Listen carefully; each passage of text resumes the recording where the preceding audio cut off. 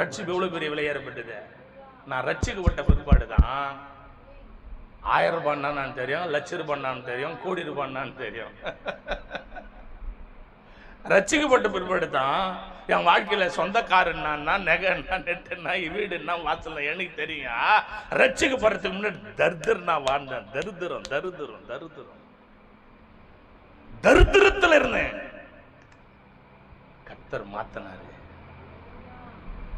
மாத்தினாரு அப்படியே. ஆனா செய்தி கேட்கிற இல்லையே, உன்னை நீ எங்கேயோ இருக்கிற ஆண்டவர் பேசுறத நான் சொல்றேன். நீ எங்கேயோ போய் ஆசீர்வாதமா இருந்துட்டு போற, எந்த சபையிலையோன்னு சொல்லிட்டு உன்னை விடமாட்டான். ஆண்டவரை பற்றி சொல்லி சொல்லி சொல்லி ஏதோ ஏடா குடமா சொல்லி கிள்ளி அதை பண்ணி இதை பண்ணி உன்னை சபைக்குள்ள விட மாட்டான், ஞானஸ்தானம் எடுக்க விட மாட்டான். ஏன் நல்லா இருந்துட்டு போற,